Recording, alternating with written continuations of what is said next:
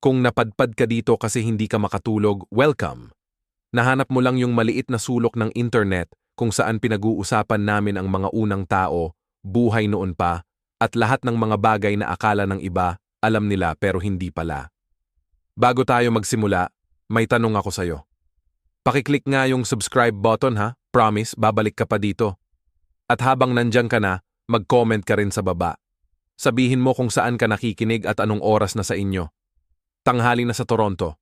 Halimbawa, tanghali sa Sydney 3 ng madaling araw sa isang lugar sa Berlin.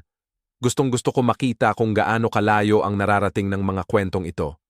Sige, simulan na natin ang usapan ngayong gabi, pagkain ng mga unang tao. At maniwala ka, kung akala mo puro hilaw o half-cooked na karne, at kung ano-anong berries lang ang kinakain nila, magugulat ka. Kasi sa totoo lang, baka mas maganda pa ang kinakain ng mga sinaunang tao kaysa sa atin.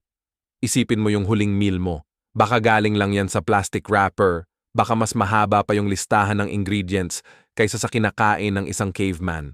Buong bokabularyo. At baka di mo pa nga alam kung ano yung kalahati sa mga sangkap na yon. Ngayon isipin mo to, isang grupo ng mga Neanderthal o mga unang Homo sapiens na nagtitipon sa paligid ng apoy.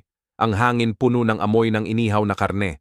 Yung matalim na lasa ng mga ligaw na herbs, yung tamis ng pulot na tumutulo mula sa mga pugad.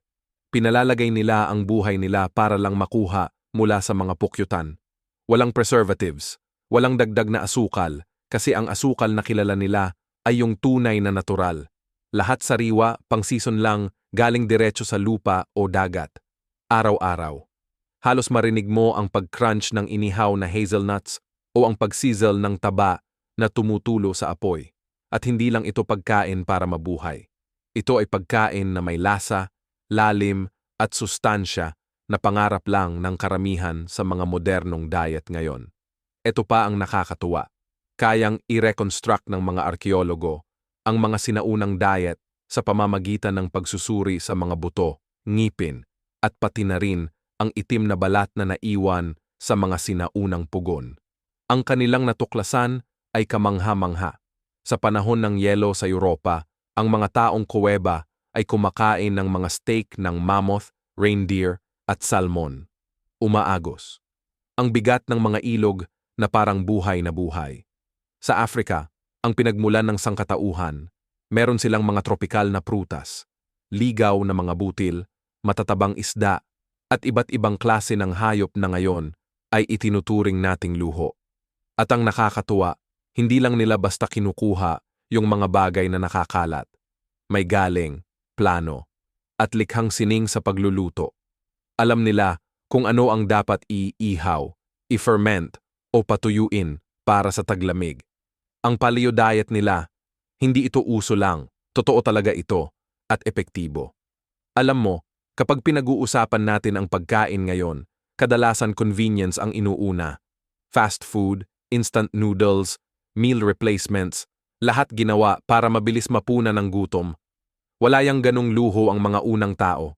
Pero sa kakaibang paraan, dahil walang ganong kaginhawaan, ang pagkain nila natural na balanseng-balanse, puno ng nutrients, at kung sasabihin ko pa, parang gourmet pa nga. Isang buto ng mammoth na dahan-dahang inihaw sa bukas na apoy. Kinuha ang utak gamit ang mga bato, nilagyan ng dinurog na herbs. Yan ang sinaunang fine dining. Isang dakot ng mga berries na mainit pa mula sa araw, kasama ang preskong isda mula sa ilog, yan ang tunay na handaan. Baka nga wala pa nga sila, may Michelin stars man sila, pero sila ang may pinakamagandang organic na menu sa kasaysayan. At hindi lang ito tungkol sa lasa. Yung diet nila ang humubog kung sino sila. Yung karne na puno ng protina ang nagpapalakas ng utak. Yung omega-3 galing sa isda ang sumusuporta sa pag-unlad ng utak. Yung mga ligaw na halaman at herbs, hindi lang pampalasa, gamot din yon.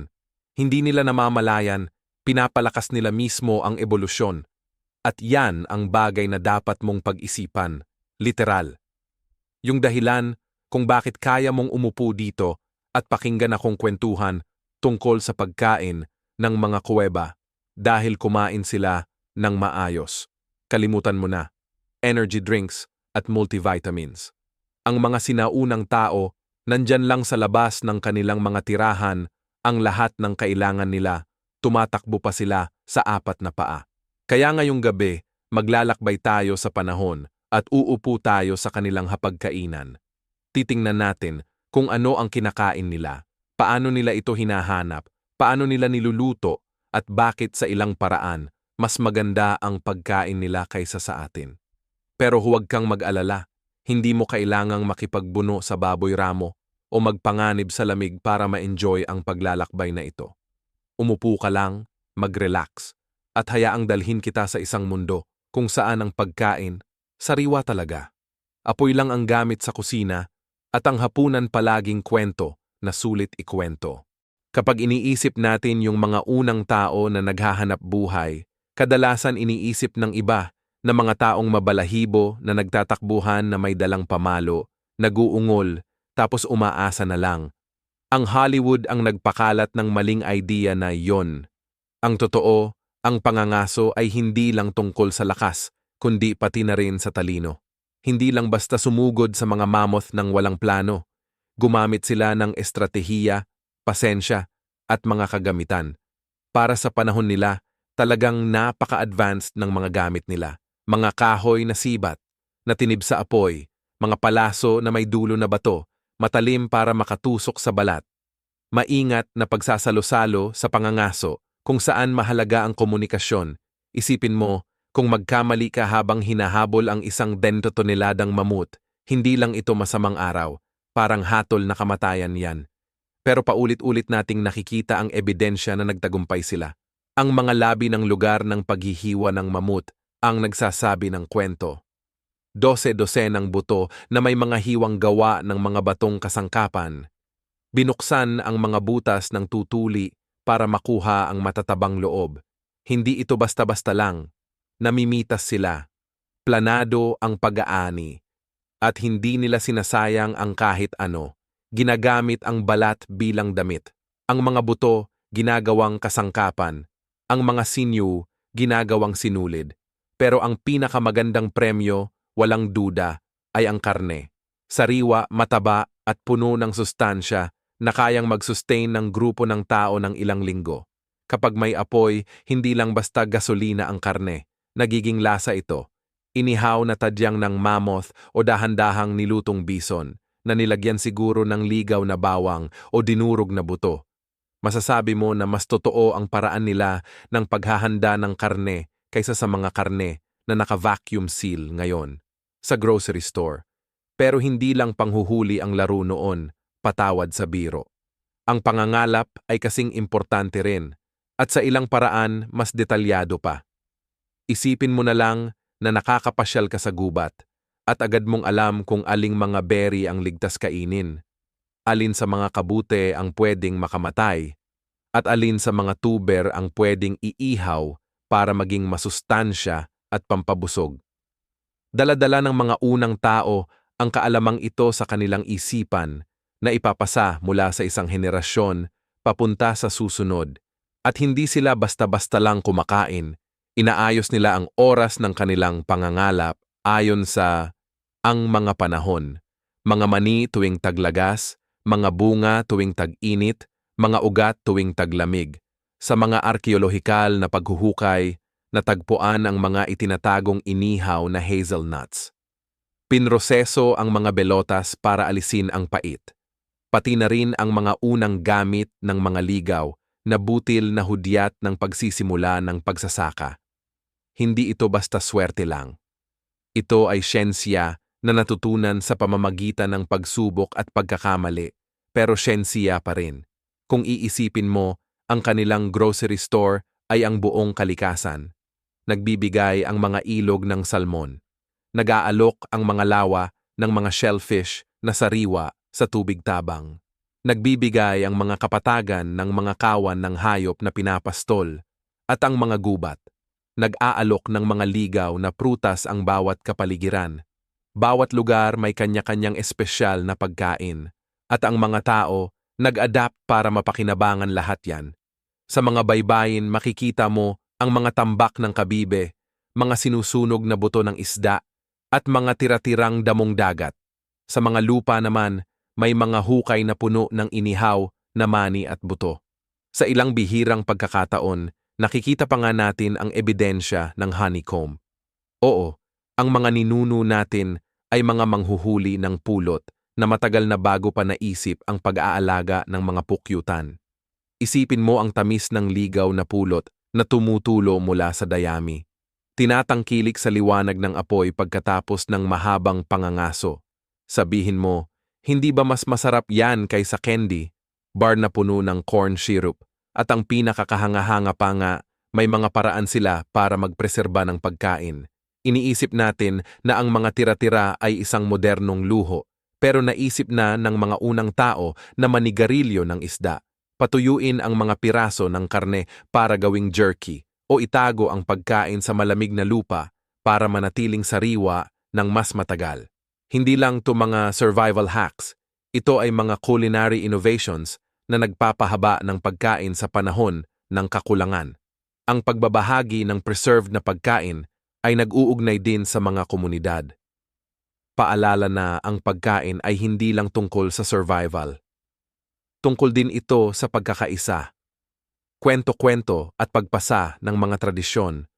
Kaya kapag sinabing ang mga unang tao ang may pinakamagandang pagkain sa kasaysayan, hindi lang dahil sariwa o organic o uso sa paleo na estilo yung mga kinakain nila. Dahil bawat kagat, pinaghirapan gamit ang galing, kaalaman at pagtutulungan ng komunidad. Kailangan ng talino sa pangangaso, kailangan ng karunungan sa pagkuha ng mga pagkain, at kailangan ng pagkamalikhain sa pagluluto. Walang nasasayang at may kahulugan ang lahat. Sa maraming paraan, hindi lang ito pagkain, ito ay kultura. Ang apoy, walang duda, ang pinakamahalagang gamit sa kusina sa buong kasaysayan, at ang mga unang kusinero nito ay yung mga unang tao pa lang sa kuweba. Bago pa man magkaroon ng apoy, ang hilaw na karne at matitigas na halaman ay mahirap nguyain at mas mahirap tunawin. Nung dumating ang apoy, nagbago lahat. Hindi lang mas naging masarap ang pagkain dahil sa pagluluto. Nabuksan nito ang calories, napalambot ang matitigas na hibla, at napatay ang mga delikadong bakterya. Sa katunayan, sinasabi ng mga siyentipiko na ang pagkakaroon ng kasanayan sa pagluluto ang nagbago talaga sa ebolusyon ng tao, na nagbigay sa mga ninuno natin ng dagdag na enerhiya para lumaki ang katawan nila, utak. Kaya, sa susunod na mag-flip ka ng burger, pasalamatan mo ang mga unang tao. Kung wala ang kanilang eksperimento sa pagluluto, baka hanggang ngayon, kinakain pa rin natin yung hilaw na ugat sa dilim. Pero ito ang masaya. Hindi lang kasi kailangan ang pagluluto. Masarap din siya. Isipin mo yung taba ng mamut na tumutunog habang tumutulo sa naglalagablab na uling, nagpapalabas ng usok na amoy na nakakagutom. Isipin mo rin yung isda na iniihaw sa stick sa tabi ng apoy hanggang sa maging malutong ang balat, tapos hinila para makita yung malambot na laman sa loob. Kahit walang asin o mga espesyal na marinade, natural na masarap pa rin yung lasa ng ligaw na karne at sariwang pagkain. Sobrang dami ng halaman noon na parang nakaka-overwhelm kung ikukumpara sa ngayon. Ngayon, medyo nabulabog na ang panlasa natin dahil sa sobrang tamis ng asukal, alat ng asin, at mga processed na taba. Ang panlasa ng mga unang tao noon ay matalas dahil kailangang-kailangan nila yon. Sariwang bukog na may utak, inihaw na mani, isang dakot ng maasim na berries, pagkatapos ng ilang araw na puro karne lang. Hindi lang basta masarap ang mga lasa na yon, para silang kuryente sa dila. At hindi lang sila nag-iihaw ng pagkain ng simple, may ebidensyang arkeolohikal na nagpapakita na ginagamit ng mga unang tao ang tinatawag na stone boiling. Ganito yun ginagawa. Pinapainit nila ang mga bato sa apoy. Hanggang sa sobrang init na, tapos isasawsaw nila sa hukay o lalagyan na puno ng tubig at pagkain. Bigla, may nagiging pansamantalang palayok para sa nilaga. Isda, ugat, damo. Lahat pinagsama-sama at pinakulo para maging masarap na sabaw. Isipin mo yan, isang communal na palayok ng sopas 20,000 taon na ang nakalipas, kumukulo ng puno ng lasa, nagpapakain sa buong tribo. Hindi yon pagkain para lang mabuhay. Comfort food yon. Isa pang teknik sa kanilang pagluluto ay ang paninigarilyo. Bago pa man ang mga backyard smoker sa mga barbecue contest, na-discover na ng mga unang tao na kapag isinabit ang karne sa dahan-dahang usok ng apoy, napapreserba ito at pinakain nila ng lasa. Baka nadiskubre nila to ng hindi sinasadya. Siguro may piraso ng karne na naiwan lang malapit sa usok ng nag-aapoy na troso. Pero nang matikman nila, sigurado silang nakatuklas ng yaman. Mas tumatagal ang usok na karne, mas malinamnam, at daladala ang alaala ng apoy kahit patay na ito. Isipin mo yung piraso ng usok na reindeer jerky sa malamig na gabi. Malutong, malasa, pangligtas sa gutom. Tapos, may roasting sa ilalim ng lupa. May mga grupo na naghuhukay ng hukay, nilalagay ang mga maiinit na bato, tapos nilalagyan ng mga layers. Karne, ugat, at dahon, tapos tinakpan lahat para dahan-dahang maluto. Pagkalipas ng ilang oras, huhugutin nila yung malambot, mainit-init na pagkain na puno ng natural na lasa. Yung paraan na ito, ginagamit pa rin ng ilang katutubong tao hanggang ngayon, hindi lang basta epektibo. Isa rin itong okasyon, isang salusalo. Yung amoy lang, siguradong aakit ng mga tao mula sa malayo. Hindi lang pagkain ang pagkain noon. Isa itong inaabangan, selebrasyon, at pagkakaisa. Kaya kapag iniisip mo yung pagkain ng mga unang tao, huwag isipin yung sunog-sunog na karne, isipin yung maingat na paghahanda, mga inihandang inihaw, nilagang kumukulo sa mga hukay na may batong palibot, pinausukang hiwa ng usa at pulot na nilalagyan sa mga inihaw na mani. Hindi lang para mabuhay ang pagluluto, isa itong sining. At kung naranasan mo na ang init ng hapunan sa paligid ng campfire, alam mo na kung ano ang naramdaman nila. Siguro may idinagdag na tayong ilang pampalasa at sarsa mula noon. Pero pareho pa rin ang diwa. Ginagawa ng apoy ang pagkain na buhay, kultura, at alaala. At alam na yan ng mga unang tao bago pa dumating ang Michelin. Isang bagay na nakakalimutan ng mga modernong kumakain ay na ang pagkain ay may mga panahon talaga. Ngayon, pwede ka na lang pumunta sa supermarket at bumili ng strawberries kahit Disyembre o pakwan kahit Enero. Pero yun ay isang luho na hindi kailanman naranasan ng mga unang tao at baka hindi rin nila kailangan. Ang kanilang pagkain ay umaayon sa ritmo ng kalikasan na nakasync sa siklo ng mga halaman at hayop. Hindi lang ito tungkol sa kung ano ang makikita nila. Tungkol ito sa kung ano ang ipinagkaloob ng kalikasan sa kanila sa panahong iyon. At doon nagmumula ang yaman na nawala na sa atin. Bawat panahon ay bagong menu, bagong hamon, at bagong lasa. Profile. Ang tag-init ang panahon ng kasaganaan. Puno ng gubat ng berries, mani, at mga ligaw na prutas. Ang mga ilog ay puno ng mga isdang umaakyat para mangitlog. Puno ng taba at enerhiya ang mga katawan nila. Ang mga hayop na inaalagaan ay tumataba sa init, makintab ang balat, at masarap ang karne. Para sa isang taong kuweba, ang tag-init ay hindi lang komportable, kundi kasiyahan talaga. Isipin mong kumakain ng sariwang blackberries hanggang mamatay ang kulay ng labi mo sa kulay ube, o kaya humuhuli ng isda sa ilog na sobrang dami, halos abutin mo pa gamit ang kamay. Ang init ng araw, ang dami ng halaman, ang tuloy-tuloy ang ingay ng buhay. Tag-init ang panahon nila para mag-buffet. Taglagas naman ang panahon ng paghahanda. Habang nagiging kulay tanso ang mga dahon at umiikli ang mga araw, nag-shift ang mga unang tao sa mode ng pag-iimbak. Ang mga mani tulad ng hazelnut, acorn at chestnut ay iniihaw o giniling para gawing harina. Ang karne mula sa malalaking hayop ay isinuso, pinatuyo, o tinago sa malamig na yungib. Kinokolekta ang pulot bago maghibernasyon ang mga bubuyog sa taglamig. Sa mga arkeolohikal na lugar sa Europa at Asya, makikita ang mga tambak ng pinaksang balat ng mani, patunay ng mga salo-salo at pagtatago ng pagkain. Para bang mabubuo mo sa isip ang mga pamilya na nakaupo sa tabi. Ang apoy, pumitik ang mga balat ng mani, iniihaw ang mga butil, nagtatawanan habang pinupuno nila ang kanilang mga inventaryo para sa taglamig. Ang taglagas ay hindi lang panahon ng pag-aani, ito rin ay panahon ng seguridad. Ang taglamig naman, syempre, ang pagsubok. Lumalamig ang lupa, natatanggal ang mga halaman, at nauubos ang mga hayop na maaaring hulihin. Pero hindi helpless ang mga unang tao. Umaasa sila sa mga tinuyong karne at mani na naipon, sa panghuhuli ng mga matitibay na hayop, sa taglamig tulad ng reindeer at bison, at sa panghuhuli ng isda sa pamamagitan ng pag-igib sa yelo kung saan kaya. Ang mga pagkain sa taglamig ay mabigat, mataba, at nagbibigay lakas eksakto kung ano ang pangangailangan ng katawan. Magtiyaga sa mahabang gabi, sa malamig na hangin. Ang mga pagkain sa tabi ng apoy, tulad ng inihaw na buto ng tutuli o usok na jerky, ay hindi luho. Ito ay paraan ng pag-survive na may lasa.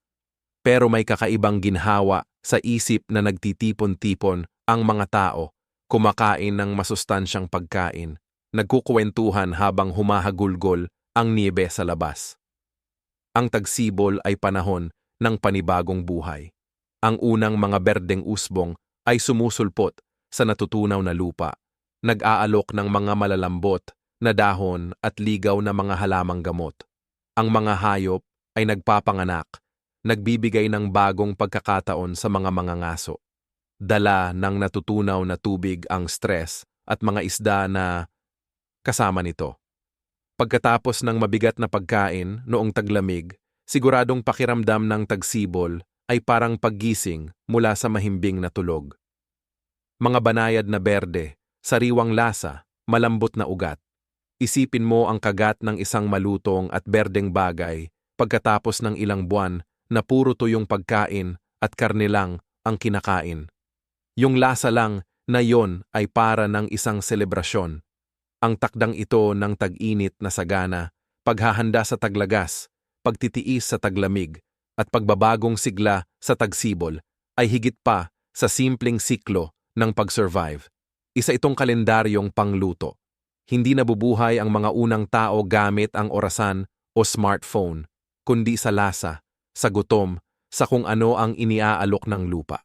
At dahil dito, alam mo, ang pagkain nila lagi ay tugma sa katawan nila. Hindi sila kumakain ng strawberries tuwing Disyembre o isdang galing pa sa ibang bansa. Kinakain nila yung mga bagay na tumutubo sa paligid nila kung kailan ito tumutubo. Kaya bawat kain, hindi lang basta pagkain, kundi koneksyon din. Kaya habang tayo ngayon nakaupo sa modernong kusina na may mga global supply chain na naghahatid ng mangga kahit taglamig at avocado kahit kailan gusto natin, baka may nawala tayo. Hindi kailanman tinanong ng mga unang tao, ano ang ulam natin? Ang tanong nila, ano ang handog ng panahon ngayong gabi? At yan, ang mga tanong ang nagpapalusog, nagpapakaba, at siguro nagpapasalamat pa sa kanila nang higit pa sa kaya nating isipin. Kung may isang maling akala ang mga tao tungkol sa pagkain ng mga unang tao, yun ay iniisip nilang pare-pareho lang ang kinakain ng bawat sinaunang tao. Sa totoo lang, kung saan ka nakatira ang nagdidikta ng buong menu mo. Hindi lang basta nakaligtas ang mga unang tao sa iisang lugar. Nasa iba't ibang bahagi sila, sa yelong kapatagan, savanna, mga bangin sa baybayin, at makakapal na gubat. Bawat lugar may kanya-kanyang pagkain, at matalino ang mga tao para makibagay sa lahat ng ito. Sa ilang paraan, parang ikinukumpara mo ang pagkain ng iba't ibang bansa ngayon. Ang isang Inuit na mangangaso sa yelo ng Arctic ay hindi kumakain tulad ng isang grupo na nakatira sa baybayin ng Mediterranean. Pero pareho silang may kani-kaniyang paraan ng pagkain na puno ng survival at lasa. Tingnan mo ang tundra ng Europe noong Ice Age. Malalaking grupo ng reindeer, bison at woolly mammoths ang naglalakad sa nagyayelong kapatagan. Para sa mga mangangaso doon, karne at taba ang bida sa pagkain. Binibiyak ang mga buto para makuha ang utak. Piniprito sa apoy ang mga matatabang parte. Ginagamit ang mga balat hindi lang pangdamit, kundi pati na rin para sa taba na pwedeng tunawin at kainin. Sa taglamig na ito, kakaunti ang mga pagkain mula sa halaman, kaya ang kalorya ay galing sa mga hayop. Isipin mo na lang na nakapaligid kayo sa apoy habang humahagulgol ang malamig na hangin mula sa hilaga. Nagbabahagi kayo ng isang malaking inihaw na mammoth. Maasim, mataba, sapat para painitin ka kahit sa pagkain lang. Maraming mga arkeolohikal na lugar sa France at Germany ang puno ng mga buto ng mammoth na may mga marka ng pagkatay, patunay ng mga handaan na ito. Ngayon, lumipat tayo sa timog, sa mga mas maiinit na lugar, sa Mediterranean, gitnang silangan at hilagang Aprika. Biglang nag-iba ang itsura ng hapagkainan, kasama ng mga hayop na nilalaro tulad ng gazelle o ligaw na baboy ramo, may mga olibo, igos, almendras, at ligaw na butil. Maraming kabibe sa mga baybaying lugar habang ang mga ilog ay puno ng sariwang isda at ang pulot, palaging pulot, ay kinukuha mula sa mga pukyutan na lumalago sa mainit na klima. Iba-iba, makulay, at puno ng halaman ang kanilang mga pagkain. Sa kuweba ng El Cedron sa Espanya, ang mga labi ng Neanderthal ay nagpapakita pa ng bakas ng mga halamang gamot tulad ng irow at chamomile na nagpapahiwatig na hindi lang para sa enerhiya ang pagkain nila, kundi nagtatry din sila ng iba't ibang lasa at pampagaling. Iba naman ang mga pagkain sa tabing dagat. Sa lugar kung saan nagtatagpo ang lupa at dagat, ginamit ng mga tao ang walang katapusang supply ng isda, kabibe, damong dagat, at mga ibong dagat. Nakakita ang mga arkeologo ng malalaking tambak ng mga shell, literal na mga bundok ng mga pinaglagyan ng kabibe na nagsasabi na matagal ng hilig ng mga tao sa baybayin ang pagkaing dagat bago pa man dumating ang mga modernong sushi bar.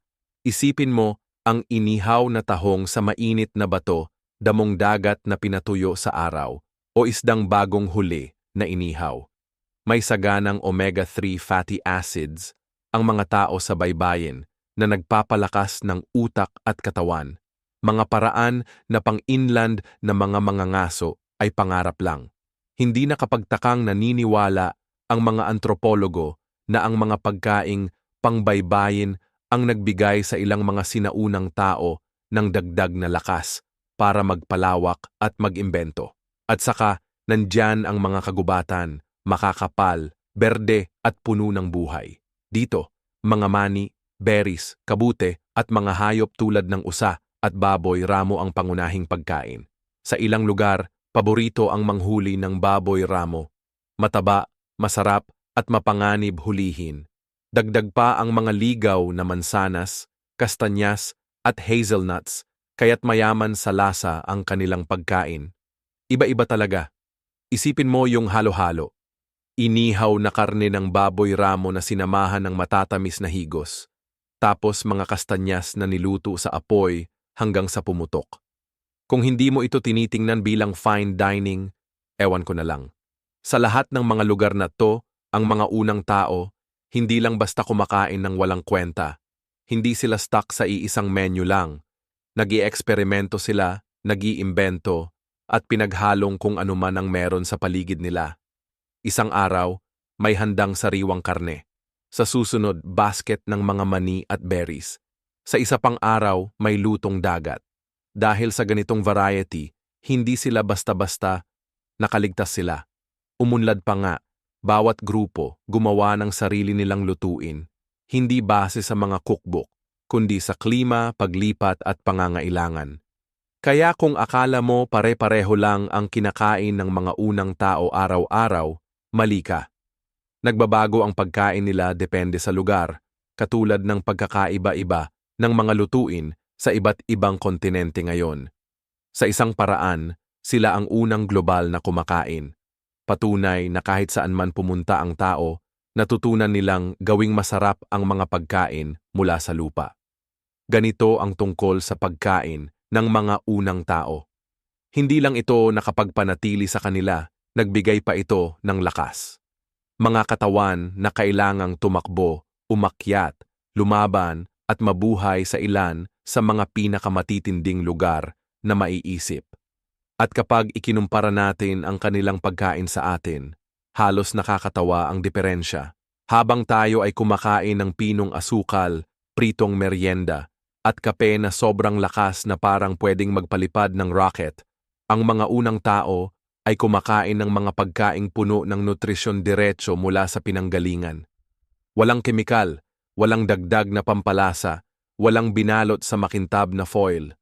Purong protina, taba at mga halaman na nagbibigay eksakto ng kailangan ng katawan ng tao.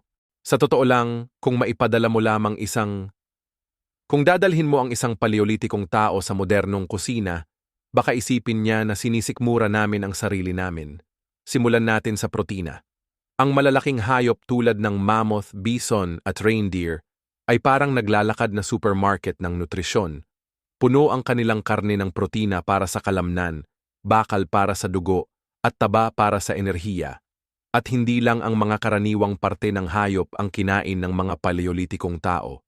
Binabasag nila ang mga buto para sa utak ng buto, pinapasingaw ang mga bungo para sa utak, at kinakaliskis ang mga balat para sa matabang bahagi. Dahil dito, nakukuha nila lahat ng parte ng hayop, bawat patak ng nutrisyon, habang karaniwang tinatapon ng mga modernong kumakain ang mga pinakamasustansyang parte. Isang malaking hita ng mammoth ay pwedeng pakainin ng grupo ng ilang araw, at ang utak sa loob ng mga buto nito ay puro calorie-dense na pampa-energy. Kung ikukumpara mo ito sa isang bag ng potato chips, walang laban. Tapos nandyan pa ang taba, yung mabuting klase. Sanay tayo ngayon na isipin na kalaban ang taba. Pero para sa mga unang tao, ito ang buhay mismo.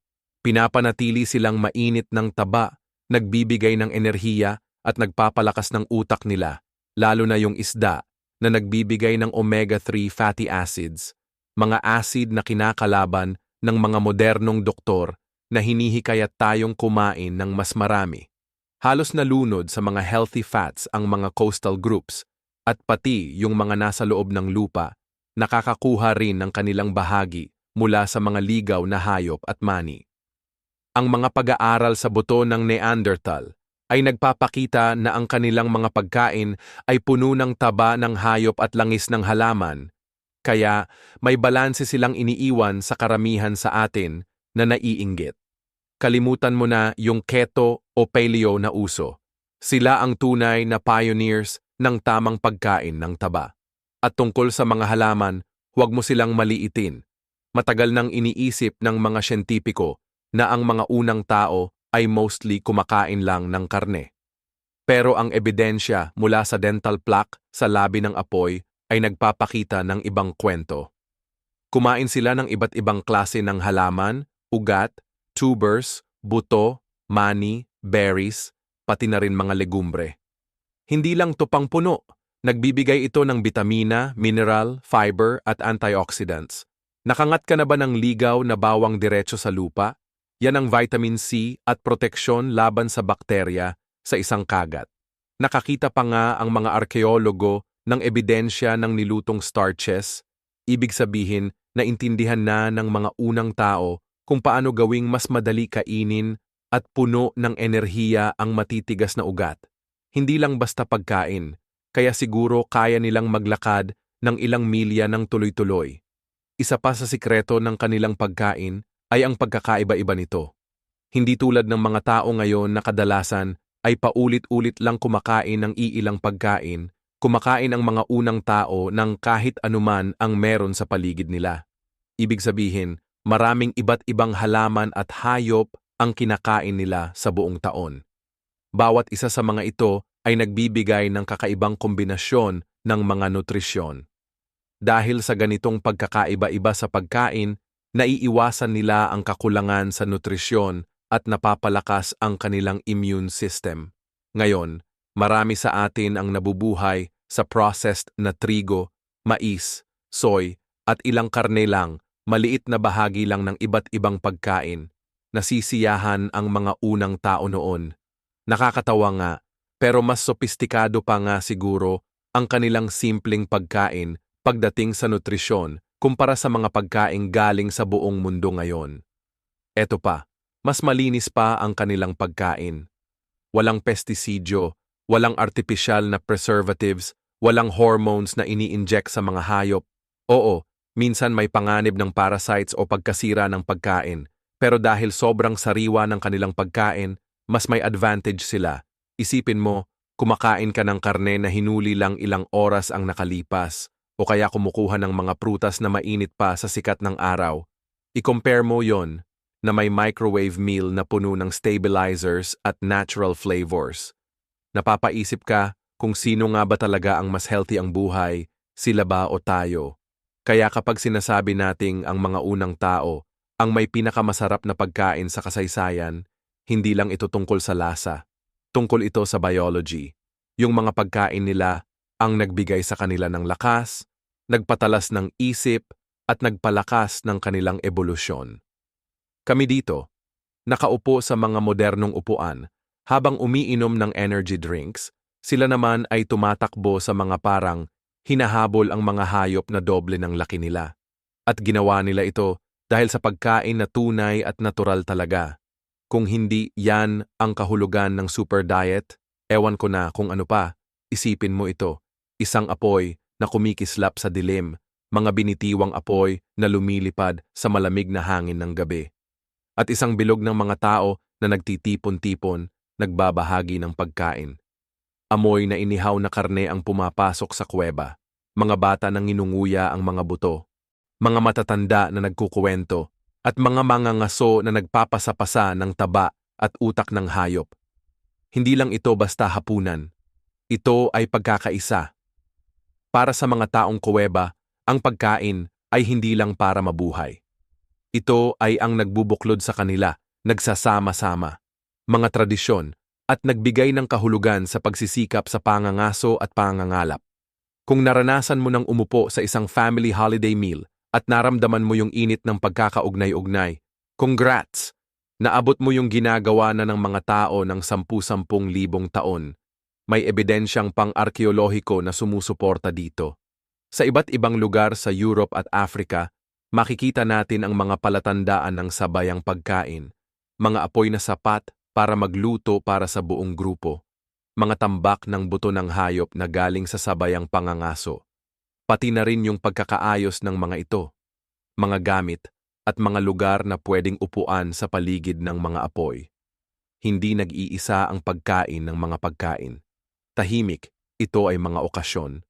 Sinasabi ng ilang antropologo na ang pagsasalo ng pagkain ang isa sa pinakamalaking hakbang papunta sa mas komplikadong kulturang pantao. Bakit? Kasi kailangan nito ng tiwala. Kapag may hunter na matagumpay na nakakuha ng hayop, pwede niyang itago ito para sa sarili pero sa halip, hinati-hati ang karne, pinagsalo-salo at ipinagdiwang. Ang ginawa nitong kilos ang nagbago ng survival tungo sa lipunan. At huwag din nating kalimutan ang kwentuhan. Isipin mo ang eksena. Mga hunter na bumabalik mula sa delikadong paghahabol, naglalapag ng malaking piraso ng karne tapos ginagaya nila ang panghuhuli para sa mga naiwan. May kahulugan ang mga kwento. Nagtuturo sila ng aral, nagpapasaya at nagpapasa ng kaalaman. Saan nga ba madalas nangyayari ang mga kwentong ito? Sa paligid ng apoy, habang kumakain. Sa maraming paraan, ang oras ng pagkain ay parang sinaunang Netflix. Hindi ka lang kumakain, nagtatawanan ka, natututo, at nagkakabonding. Hindi na mapaghihiwalay ang pagkain at kwento. May ebidensya pa nga na nagkaroon ng espiritual na kahulugan ang pagkain. May mga buto na natagpuan sa mga sinaunang lugar na parang sadyang inilagay, parang bahagi ng ritual. May iba na nilagyan ng pulang lupa o inayos sa mga simbolikong paraan. Hindi lang basta kinakain ang pagkain. Minsan, iniaalay ito. Mga handog na karne, sama-samang pagkain para sa mga yumao o mga ritual na salo-salo ang nag-uugnay sa pagkain at paniniwala. Kasi naman, kung ang pangangaso ang nagbibigay ng buhay, hindi ba't natural lang na pasalamatan ang mga espiritu, hayop, o puwersa ng kalikasan na nagbigay nito? Sa ganung pananaw, bawat subo ay sagrado. Natututo rin ang mga bata sa kanilang mundo sa pamamagitan ng pagkain. Pinapanood ang kanilang mga magulang na nag-iihaw ng mga ugat, nagpaputok ng mga mani o nagbabahagi ng karne ng hayop. Hindi lang nila natutunan ang praktikal na mga kasanayan para mabuhay, kundi pati na rin ang kultura. Ang pag-aaral na magluto para gawing pagkain ang mga hilaw na sangkap ay naging isa sa mga unang klase sa buhay. Hindi lang ito tungkol sa pagpapakabusog. Itinuro nito ang pagkakakilanlan. Ganito kami, ganito ang kinakain namin, ganito kami mabuhay. At paulit-ulit na nangyari yan para mapanatili ang mga tradisyon sa iba't ibang henerasyon. Kaya kapag naisip mo ang mga unang tao, huwag mo silang isipin na tahimik na ngumunguya sa dilim. Isipin mo ang tawanan, mga kwento, ritual, at ang pagkakaisa ng komunidad. Nakatambay sa paligid ng apoy. Ang pagkain ay hindi lang basta resulta ng panghuhuli. Ito ang pusong nagpapalakas ng kanilang kultura.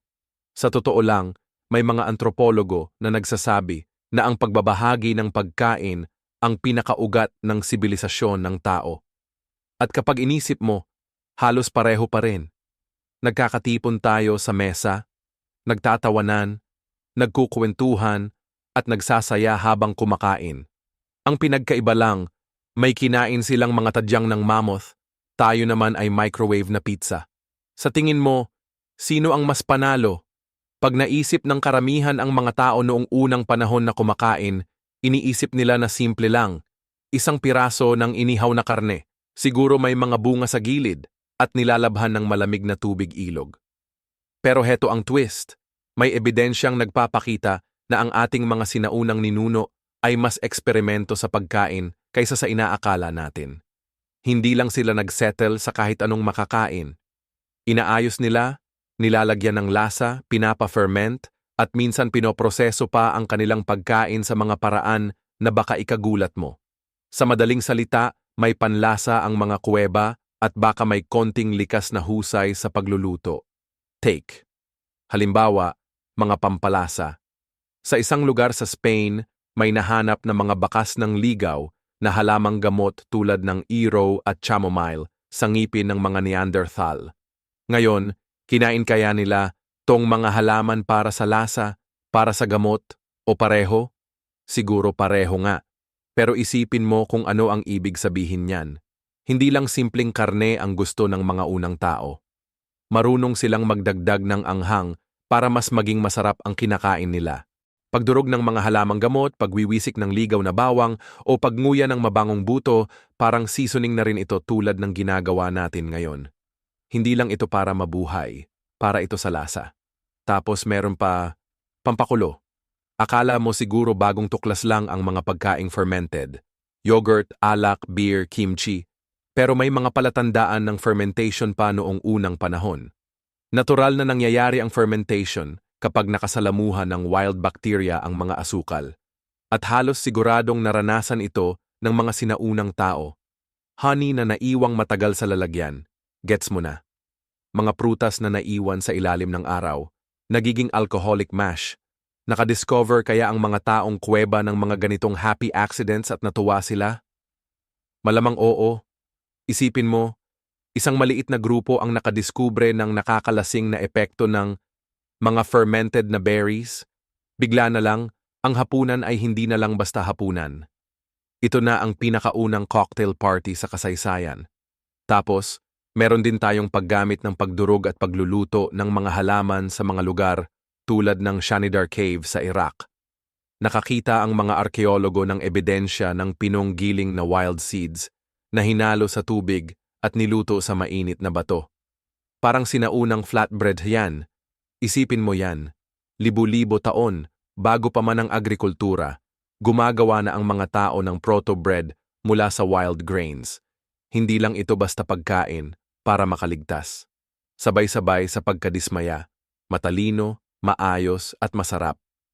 May isip mo yung isang mangangaso na humahati ng nilutong karne at binalot ito sa mainit at medyo magaspang na tinapay. Hindi lang yan pagkain ng mga taong kuweba. Yan ay sandwich. Huwag nating kalimutan ang mga pampatamis.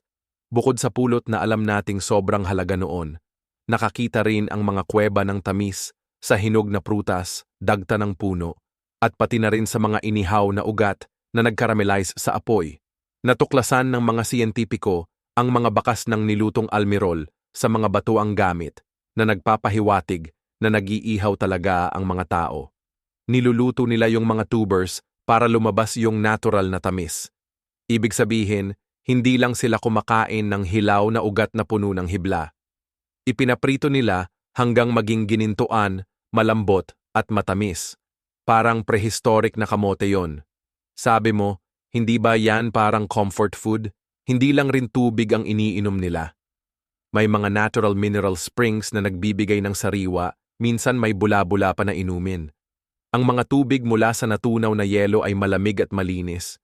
May mga ebidensya pa na nagsasabing ngumunguya rin sila ng balat ng puno para makuha ang sap, hindi lang para sa calories, kundi para din sa pag-hydrate at lasa. Isipin mo na lang na umiinom ka ng katas ng puno sa mainit na araw. Malagkit, matamis, nakaka-refresh. Hindi man sila may soda, may sarili silang espesyal na inumin noong panahon ng mga unang tao. Iba ang tingin dito. Hindi basta-basta pagkain ng mga unang tao ang mga kinakain nila na parang kalunos-lunos.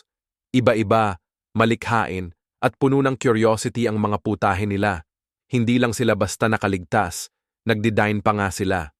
Mula sa mga unang tinapay hanggang sa mga handaan ng pulot, mula sa mga halamang pampalasa hanggang sa aksidenteng mead, ang mga pagkain nila ay may halong talino sa pagluluto na ipinagmamalaki natin ngayon. Ngayon, sa totoo lang, baka hindi tayo ang nakaimbento ng gourmet cooking. Baka na-rediscover lang natin yon. Mas pihikan ang mga kumakain ngayon. Pumapasok tayo sa supermarket, tapos bumibili ng mga maliliit na piraso ng karne na nakabalot sa plastic. Maingat na tinanggalan ng kahit anong makapapaalala na dati itong may mukha. Wala yan ang mga unang tao. At totoo, hindi nila yun kailangan. Para sa kanila, bawat parte ng hayop ay kayamanan.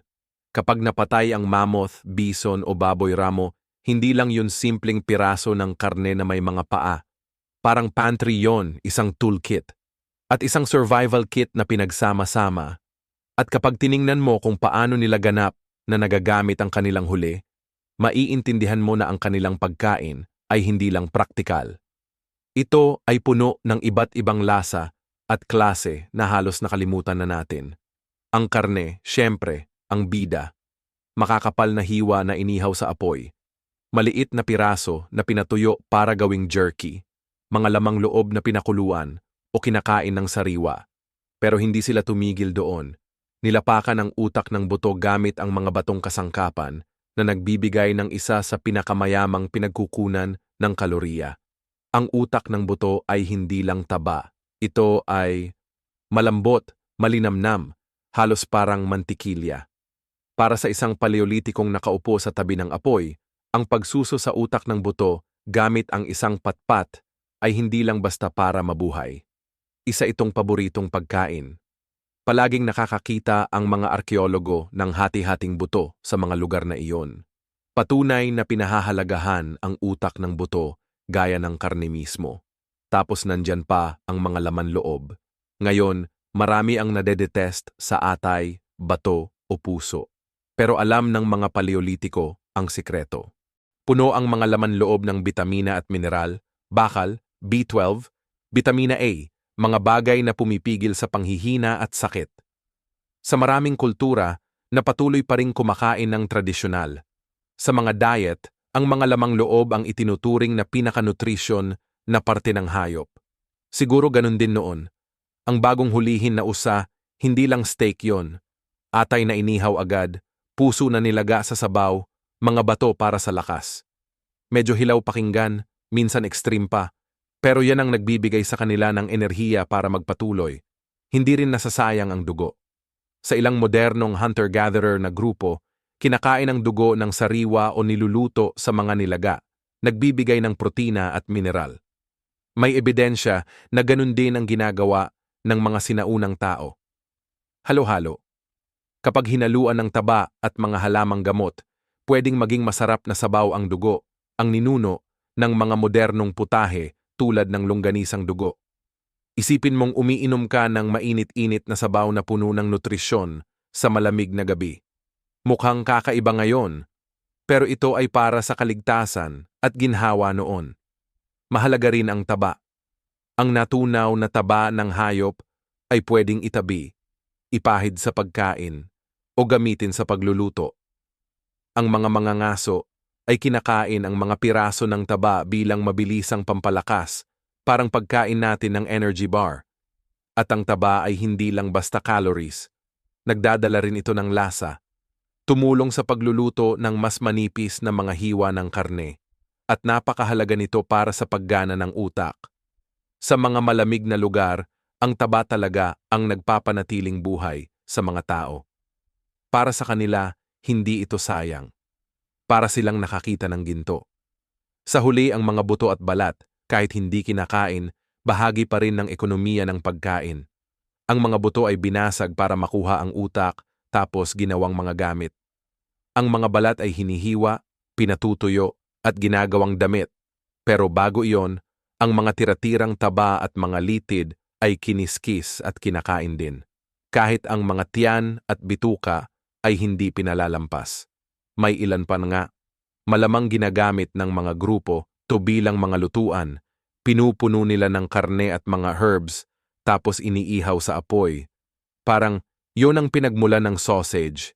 Kaya kapag may inakay na hayop ang mga tao noong unang panahon, hindi lang yon simpleng pagkain. Parang buong handaan yon na may iba't ibang putahe. Inihaw na karne, mga lutong utak, mga ulam na gawa sa laman loob, nilagang dugo, mga matatabang merienda, at baka pati na rin mga improvised na sausage. Wala talagang nasasayang kasi bawat bahagi may gamit. Iba yon sa ngayon na maraming malaking parte ng hayop ang itinatapon o ginagawang processed food. Naging pangpuno na lang at doon mo maiintindihan kung bakit kahit magaspang ang pagkain nila, mas mayaman pa ito kaysa sa atin. Madaling isipin na mga unang tao ay puro karne lang, walang tigil ng kinakain na inihaw na tadyang at buto ng tutuli. Pero ang totoo, mahalaga rin ang mga halaman sa kanilang pagkabuhay, at sa maraming paraan, mas naging mas masaya pa ang kanilang mga pagkain. Mga ebidensyang arkeolohikal mula sa mga kuweba sa Europa, Asia at Africa ang nagsasabi na ang mga pagkain noong unang panahon ay sobrang iba-iba. May mga ugat, tubers, mani, berries, prutas, buto, at pati mga legumbre. Pinupuno nila ang mga mangkok nila. Hindi lang to basta merienda sa gilid. Ito yung mga bitamina, fiber, at mga banayad na lasa na nagpapapanatiling balanse ang katawan at matalas ang isip. Kung wala ang mga halaman, kahit gaano kalaki ang steak ng mamut, limitado pa rin ang makukuha mo. Ugat at tubers ang pangunahing pagkain. Matigas, fibrous, at mahirap nguyain kapag hilaw. Pero kapag naihurno sa apoy, lumalambot ang fibers at lumalabas ang mga asukal, kaya nagiging matamis at nakakataba. Isipin mo na lang na huhugutin mo yung matamis na ugat mula sa mga abo. Natuyot ang balat, ginintuan, at malambot ang loob, parang sinaunang kamote. Ang mga tuber na ito ang nagbibigay ng carbohydrates na hindi kayang ibigay ng purong karne sa parehong paraan. Para silang energy bars ng kalikasan na nakatago sa ilalim ng lupa hanggang may matalino na naghukay sa kanila. Tapos nandyan pa ang mga mani at buto. Hazelnuts, acorns, chestnuts, pine nuts. Parang trail mix ng mga unang tao to. Puno ng taba, protina, at mga micronutrients. Pwedeng i-roast, itabi, o gilingin para gawing mga unang klase ng harina. Sa mga Meitei sites, may nakita ang mga arkeologo na malaking tumpok ng mga nabasag na balat ng mani. Patunay na ang mga mani ay hindi lang paminsang kain, kundi isa talagang pangunahing pagkain. At aminin natin, sino ba naman ang hindi natutuwa sa tunog ng pagkabiyak ng inihaw na kastanyas sa tabi ng apoy? Naranasan na yan ng mga sinaunang tao bago pa man napuno ang mga kalye ng lungsod ng mga nagtitinda ng ganoong pagkain tuwing taglamig. Ang mga berries at prutas naman ang nagbibigay kulay at tamis sa kanilang pagkain. May blueberries, blackberries, raspberries, ligaw na ubas, igos, at mansanas na lumalabas sa mga sinaunang panahon. Mga konteksto. Hindi lang sila nagdagdag ng variety, nagbigay din sila ng mga bitamina tulad ng C at K na pumipigil sa scurvy. At dahil nang aasim sila depende sa season, parang selebrasyon ang pagdating nila. Isipin mo yung unang tamis at asim ng berry na sumabog sa dila mo, pagkatapos ng mahabang taglamig na puro tuyong pagkain lang. Maasim, matamis, at buhay na buhay. Wala pang candy ang mga unang tao, pero binigyan sila ng kalikasan ng mas maganda pa. Ang mga ligaw na butil at legumbre ay isa pang tagong yaman. Bago pa man ang pagsasaka, nangunguha na ang mga tao ng ligaw na barley, millet at lentils. May bakas ng dinikdik na buto sa mga batong gamit na nagpapakita na giniling ito para gawing harina, tapos hinalo sa tubig at niluto bilang flatbread sa maiinit na bato. Hindi pa ito agrikultura, pero ito ang unang hakbang papunta doon. Isipin mo na lang na humakot ng piraso ng mainit at may usok na flatbread, isawsaw sa sabaw, at kainin kasama ng inihaw na karne. Hindi ito pagkain para lang mabuhay. Ito ay comfort food na may recipe. Tapos nandyan pa ang mga halamang gamot at mga nakakain na dahon. Hindi pinapabayaan ng mga unang tao ang mga dahong tumutubo sa paligid nila. Kasama sa halo ang wild garlic, watercress, nettles, dandelion greens, at pati na rin ang mga halamang gamot tulad ng irow. Ang iba sa mga gulay na ito ay nagbibigay lasa. Ang iba naman ay puno ng nutrisyon.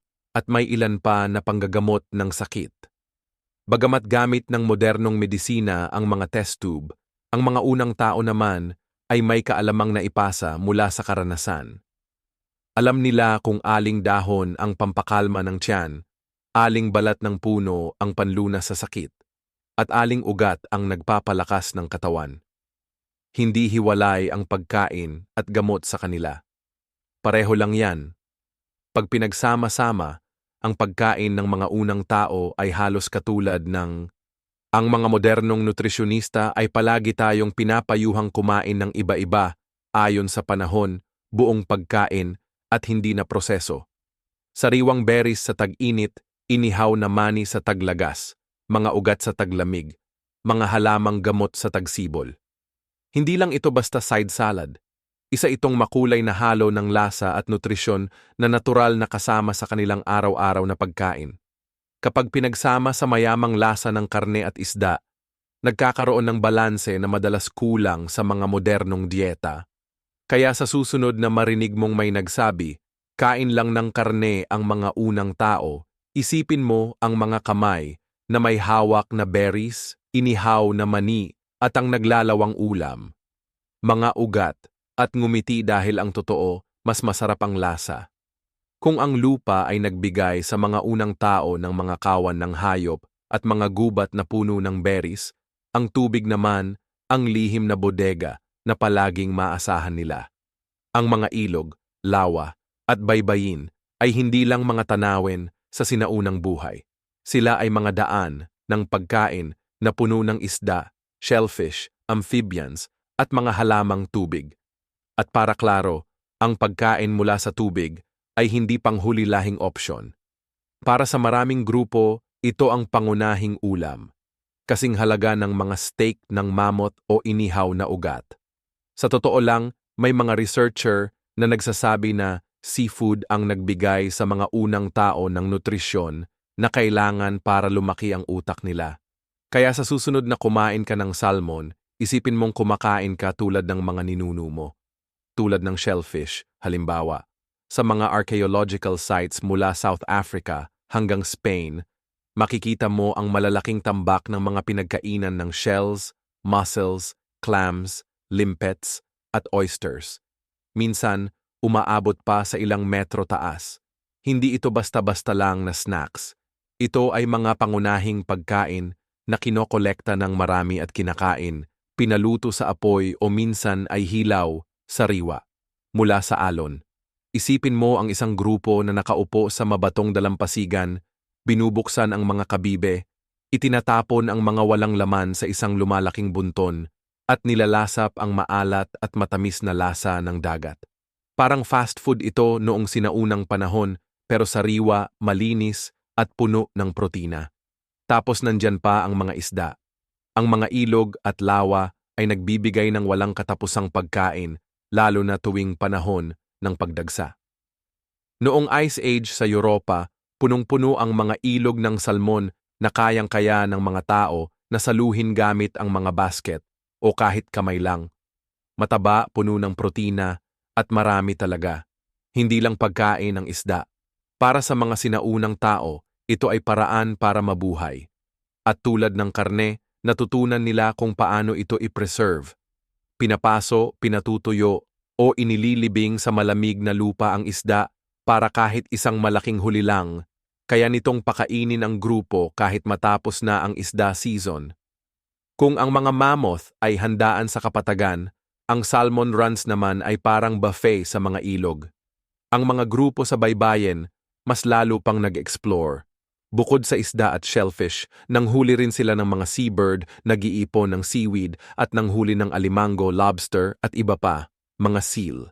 Sa mga lugar sa paligid ng Iberian Peninsula, may mga nakitang buto ng mga dolphin at balyena na nagpapakita na may mga taong nanghuli o nangalap ng laman ng mga hayop sa dagat. Hindi lang ito basta-basta pagkain, mayaman ito sa taba at protina na mahalaga lalo na sa mga malamig na lugar kung saan kakaunti ang makakain na halaman. Isipin mo yung amoy ng karne ng seal na iniihaw sa apoy o yung tunog ng mga kuko ng lobster na binabato sa apoy. Para sa atin, parang espesyal na pagkain yan. Para sa kanila, normal lang yan araw-araw. At huwag din kalimutan ang mga halaman mula sa tabing dagat at mga ilog. Sa mga lugar na yon, may mga nakukuhang nakakain na damong dagat, mga cattail, at mga water lily na pwedeng iihaw, pakuluan, o kainin ng hilaw. Ang damong dagat, lalo na, ay mayaman sa iodine, isang nutrient na mahalaga para sa utak. Minsan sa mga modernong pagkain, kulang dito. Pero sa mga unang tao malapit sa dagat, sobra-sobra ito. Kung nakatikim ka na ng sushi na may nori, yun mismo ang kinakain ng mga sinaunang tao, libu-libong taon na ang nakalipas. Ang lakas ng mga pagkaing galing sa tubig ay hindi lang dahil sa dami nila, kundi dahil laging available sila. Habang minsan tama o mali ang panghuhuli ng malalaking hayop, laging may isda sa mga ilog at may mga kabibe naman sa mga baybayin. Ang palaging pagkakaroon nito ang nagsilbing safety net ng mga unang tao. At dahil napakayaman ng pagkaing dagat sa nutrients, puno ng healthy fats, protina, at minerals, hindi lang nito pinakain ang kanilang mga katawan, pinakain din nito ang kanilang utak. Sabi pa ng ilang mga antropologo, kung wala ang pagkaing dagat, baka hindi umunlad ang talino ng modernong tao na normal na nating tinatanggap. Ganoon kahalaga ang pagkain mula sa tubig sa ating kwento.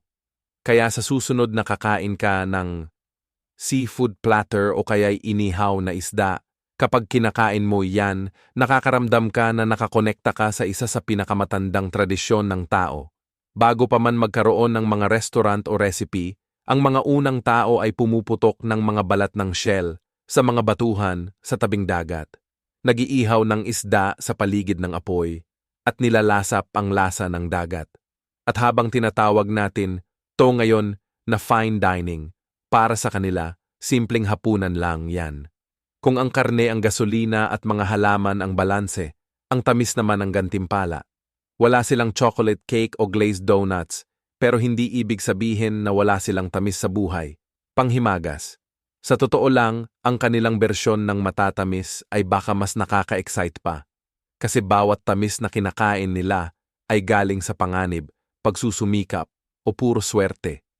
At kapag buong araw kang naglakad sa gubat o naghahanap ng hayop, walang ibang nakakabuhay ng senses mo, kundi isang kagat ng natural na asukal. Walang duda, ang hari ng mga matamis ng mga unang tao ay ang pulot. Matagal nang ginagawa ito ng mga pukyutan, milyon-milyong taon na, at halos kasing tagal na rin itong hinahanap ng mga tao. Sa sikat na pinta sa kuweba sa Cuas de la Arana, sa Spain, na tinatayang may edad na 8,000 taon. Noong araw, may larawan na nagpapakita ng isang tao na nakasabit sa mga baging habang umaabot sa pugad ng mga bubuyog na palibot siya. Iyan na ang nagpapakita ng lahat ng kailangan mong malaman. Handa ang mga tao na harapin ang mga tuka, mga nagkakapal na insekto, at sakit na dulot ng pagbagsak, para lang matikman ang gintong pulot. At may kwenta ito. Hindi lang matamis ang pulot. Mataas ito sa calories, tumatagal, at puno ng enerhiya. Para sa gutom na unang tao, ito ay parang likidong sikat ng araw. Pero ang pulot lang ang matamis sa kanilang mundo. Ang mga hinog na prutas ay mga pambihirang yaman ng panahon na nagbibigay din ng mga biglang tamis ng asukal at bitamina na nagpapasaya sa paulit-ulit na pagkain ng karne at ugat. Mga ligaw na igos, berries, ubas, mansanas, lahat yan tumutubo ng walang tanim, naghihintay lang ng matalim na mata at mabilis na kamay. Isipin mo na lang na kumagat ka ng isang igos na pinainit ng araw pagkatapos ng ilang araw ng nilutong usa. Yummy yung lambot, yung tamis na parang syrup, pati yung maliit na buto na medyo tumataba sa ngipin. Yan ang tunay na dessert, simple lang. Sa mga archaeological na lugar tulad ng Owalot sa Israel, may mga nakitang buto ng ligaw na prutas, patunay na yumayaman sa pagkain ang mga sinaunang tao kapag may handog ang kalikasan. Ang pag-iihaw din ay nagbago rin ng lasa. Ang mga karaniwang pagkain ay nagiging mga paborito. Ang mga tubers at ugat na matigas at mapait kapag hilaw ay nagiging caramelized at matamis kapag nilagay sa apoy. Isipin mo na lang ito bilang sinaunang paggawa ng candy. Ang init ang nagbabago ng starches sa sugars, kaya biglang nagiging ginintuang matamis ang isang walang lasa na ugat. Pareho lang yang science na nagpapasweet sa inihaw na carrots kumpara sa hilaw. Para sa mga unang tao, parang isang malaking tuklas to. Ang lupa mismo ang nag-aalok ng nakatagong asukal na nabubuksan lang sa tulong ng apoy. May posibilidad din na mga pampaferment na matatamis. Kapag pinabayaan mo ng matagal ang prutas o pulot, gagana ang natural na lebadura para gawing alak ang asukal. Napansin kaya ito ng mga unang tao? Siguradong oo. Natikman ba nila? Oo naman. Naniniwala ang mga antropologo na may ilang grupo na nag-eksperimento sa mga unang bersyon ng mead o alak na gawa sa prutas. Mga aksidenteng natuklasan na ginawang inuming malakas ang matatamis na pagkain. Isipin mo na lang na nakatagpo ka ng kalahating fermented na mangkok ng berries na tikman mo tapos biglang medyo nahilo ka habang nakaupo sa tabi ng apoy. Yan ang dessert na may tama. Ano kaya ang dahilan kung bakit sobrang halaga ng mga matamis na ito? Hindi lang dahil sa tamis, kundi dahil din sa pagiging bihira nito. Hindi tulad ngayon na mura na at laganap ang asukal. Kailangan maghintay ng tamang panahon ang mga unang tao, magtaya ng panganib, o swertehin na makakita nito. Dahil sa kakulangan, bawat tamis ay may malaking kahulugan. Ang pugad ng pulot-pukyutan ay hindi lang pagkain. Isa itong pista, selebrasyon, o baka isang banal na handog. Ang pagkahinog ng prutas sa mga sanga ay tanda ng pagbabago ng panahon, senyales na muling mapagbigay ang kalikasan. Kaya hindi, wala silang candy store o panaderya ang mga unang tao, pero may pulot-pukyutan silang tumutulo mula sa mga pugad.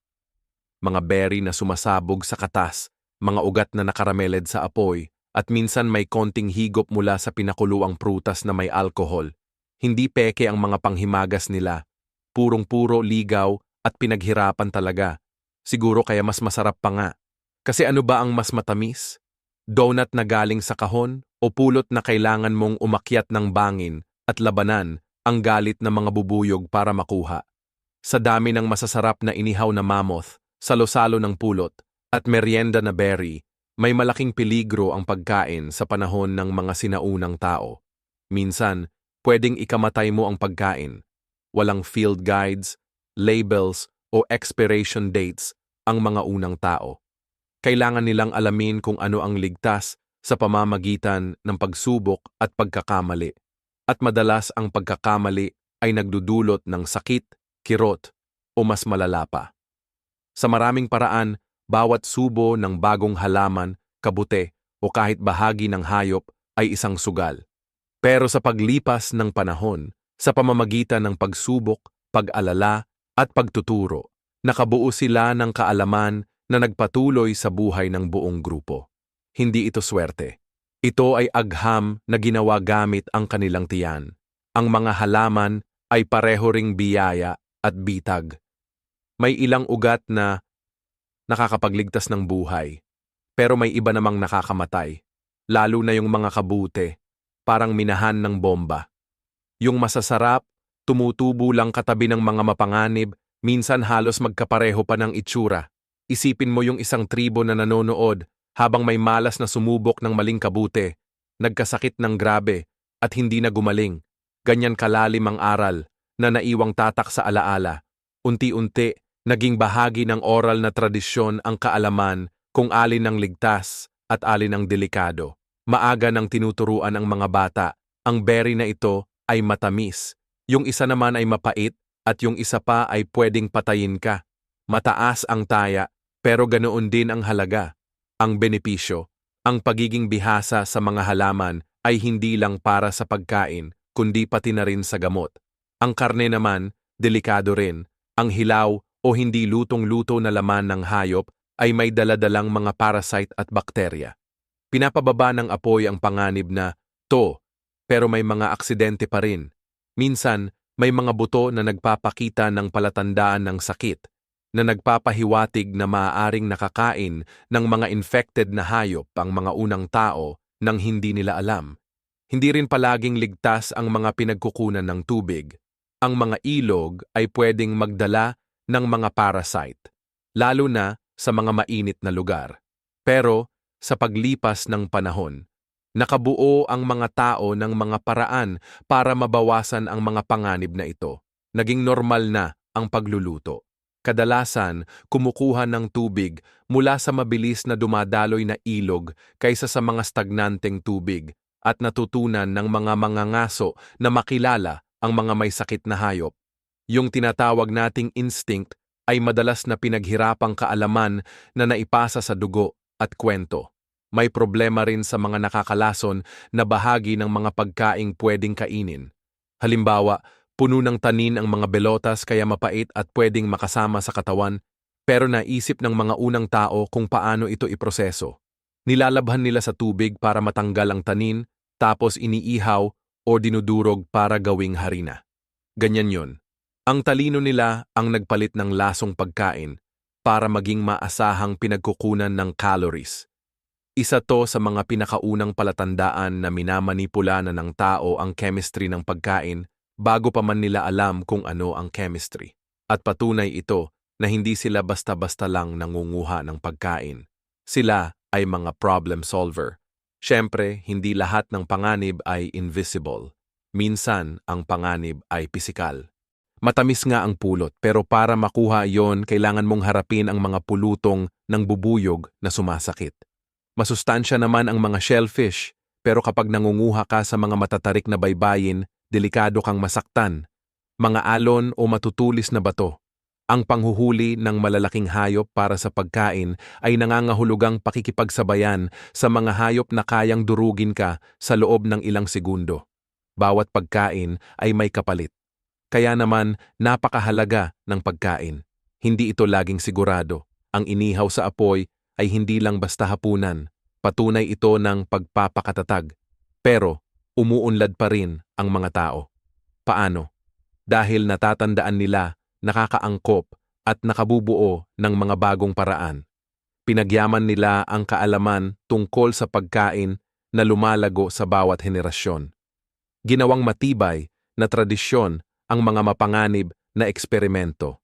Tinuruan nila ang kanilang mga anak kung ano ang ligtas at kung ano ang hindi. Sa paglipas ng panahon, yung dating delikadong pagsubok at pagkakamali ay naging kultura. Kapag iisipin mo, Ganun talaga nagsisimula ang lahat ng lutuin, sa pamamagitan ng pagtikim, pagsubok, pagkabigo, at pagkatuto ng mga tao. Ang mga taong kuweba lang ang naglaro ng pinakamatinding bersyon ng larong yan. Kaya oo, ang mga taong kuweba ang may pinakamagandang pagkain sa kasaysayan. Pero bawat kagat ay isang tagumpay laban sa lahat ng posibilidad. Yung inihaw na ugat ay hindi lang basta merienda. Isa yang tagumpay laban sa kapaitan at lason. Yung pulang pulot naman ay hindi lang panghimagas. Isa yang tapang na ginantimpalaan ng tamis. Bawat ligtas na pagkain ay isang hakbang pasulong para sa sangkatauhan.